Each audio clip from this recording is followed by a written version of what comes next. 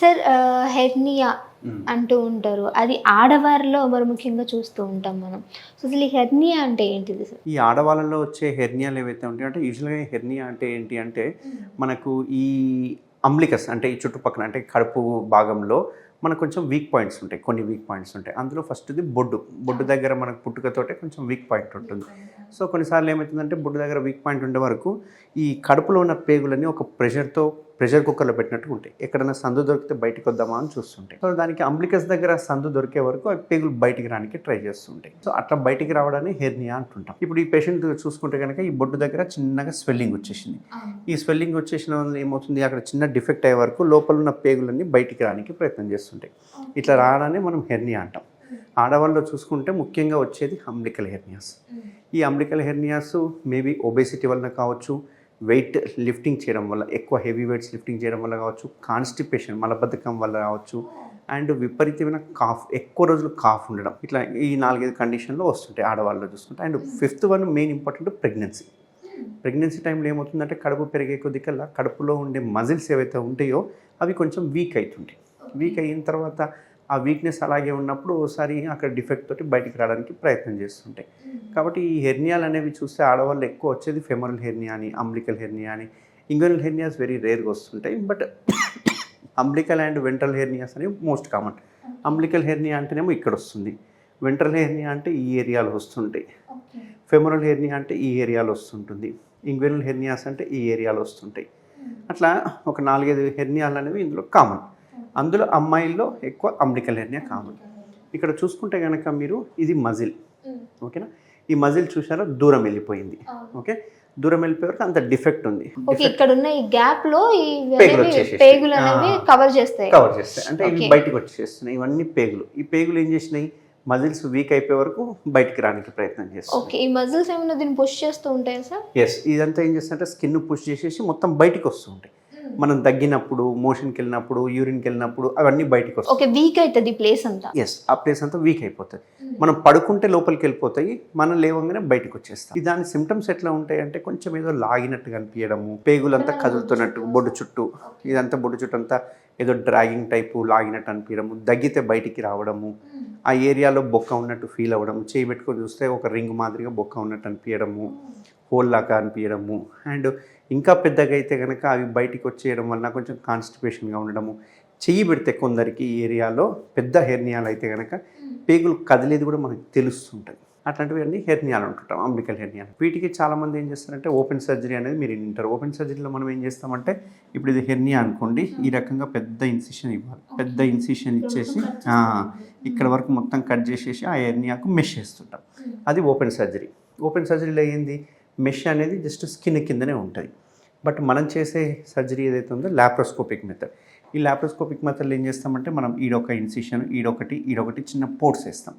5 mm 10 mm ports వేసేసి ఈ పేగు ఏదైతే బయటికి వచ్చిందో దాన్ని లోపలికి లాగేస్తాం. అంటే ఇప్పుడు చూడండి, ఈడ మజిల్ ఉంది, ఇది పేగు ఉంది. సో పేగు మొత్తాన్ని బయటికి లాగేసేస్తాం, అంటే ఇన్సైడ్ లాగుతాం. లాగేసి ఏం చేస్తాం, ఈ రెండింటిని దగ్గరికి వేసేసి దీని లోపల ఒక మెష్ చేస్తాం.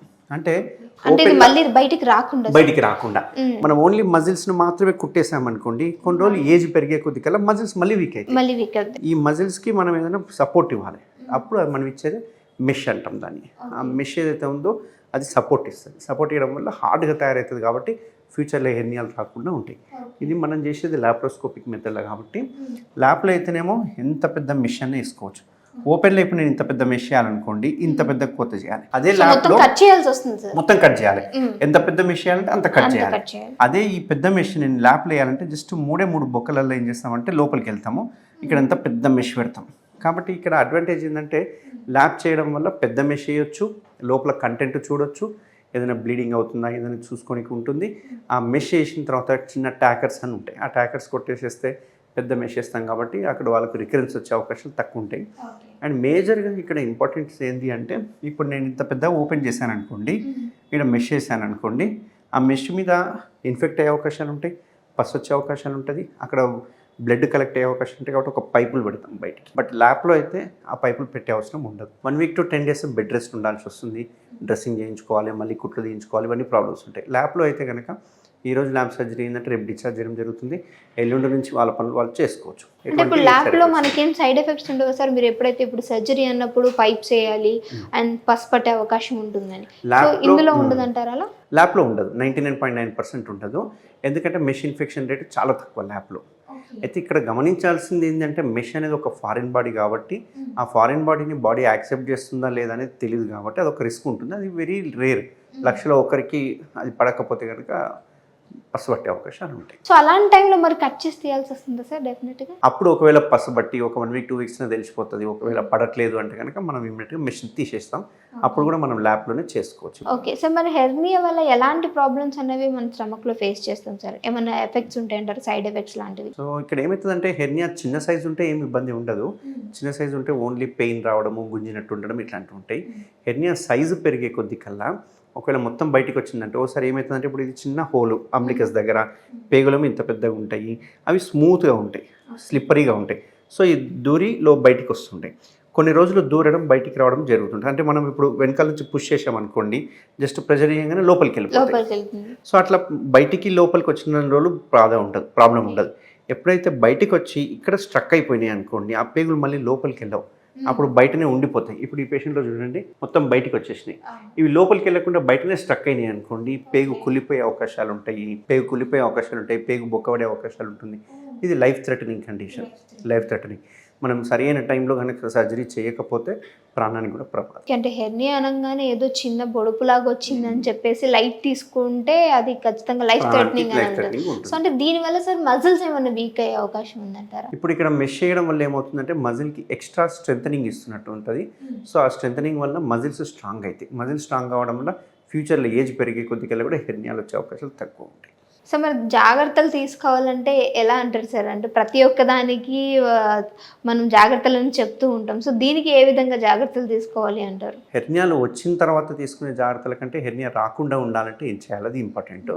హెర్నియాలు రాకుండా ఉండాలంటే కడుపులో ప్రెషర్ పెరగకూడదు. కడుపులో ప్రెషర్ ఎప్పుడు పెరుగుతుంది, నేను చెప్పినట్టు 5 కండిషన్స్తో పెరుగుతుంది. ఒకటి ఒబేసిటీ, ఎక్కువ లావు ఉండడం వల్ల కడుపులో ఉన్న పేగులు కొవ్వు పెరగడం వల్ల ప్రెషర్ పెరుగుతుంది. రెండవది కాన్స్టిపేషన్, మలబద్ధకం, బాగా ముక్కిపోవడం వల్ల కడుపులో ప్రెషర్ పెరుగుతుంది కాబట్టి ఆ ప్రెషర్ వలన పేగులు బయటకు రానికి ప్రయత్నం చేస్తుంటాయి. కాఫ్, విపరీతమైన దగ్గు, కొన్ని నెలలు, ఏదో 1-2 డేస్ తగ్గడం కాదు, 15 రోజులు తగ్గడం కాదు, కొన్ని నెలలు తగ్గడం. కొన్ని నెలలు ఎవరెవరికి ఉంటుంది దగ్గు అని ఆశ్చర్యపడుతుండొచ్చు. నెలలు ఎవరికి ఉంటే సార్ ఏదో 10 రోజులు ఉంటుంది కదా అని చెప్పి. నెలలు దగ్గు ఎవరికి ఉంటుంది అంటే సిగరెట్ తాగే వాళ్ళకి, ఎంఫైసీమా ఉన్న వాళ్ళకి, అండ్ సిఓపిడి ఉన్న వాళ్ళకి, అండ్ టీబీ ఉన్న వాళ్ళకి, అండ్ అలర్జిక్ కాఫ్ ఉన్న వాళ్ళకి. ఇట్లాంటి వాళ్ళకి ఏంటంటే కంటిన్యూస్గా దగ్గుతూ ఉంటారు. ఇట్లా దగ్గడం వల్ల కడుపులో ప్రెషర్ పెరుగుతూ ఉంటుంది. అండ్ 4వ కండిషన్ ఏంటి అంటే ప్రెగ్నెన్సీ. మెయిన్గా ఆడవాళ్ళలో ప్రెగ్నెన్సీలో ఏమవుతుందంటే 1-2 ప్రెగ్నెన్సీలకు ప్రాబ్లం ఉండదు. కంటిన్యూస్గా ప్రెగ్నెన్సీలు ఉన్నప్పుడు వల్ల వాళ్ళకి ఏమవుతుందంటే వీక్నెస్ అనేది డెవలప్ అవుతుంది. అండ్ 5వది బీపీహెచ్ అంటాం, బినైన్ ప్రోస్టాటిక్ హైపర్ట్రోఫీ అంటాం. మగవాళ్ళలో ఏమవుతుందంటే ఒకవేళ యూరిన్ పోసుకోవడానికి ఏమైనా డిఫికల్టీ ఉంటే కనుక అప్పుడు వాళ్ళకు ఇంగ్వినల్ హెర్నియాస్ అనేవి వచ్చే అవకాశాలు ఉంటాయి. Thank you so much sir, చాలా చక్కటి ఇన్ఫర్మేషన్ అందించారు. సో చూసారు కదా, మీరు కూడా ఇలాంటి ప్రాబ్లమ్స్ ఫేస్ చేస్తున్నట్లయితే కింద స్క్రోల్ అవుతున్న కాంటాక్ట్ నెంబర్కి కాంటాక్ట్ చేయండి. And thank you so much for your watching.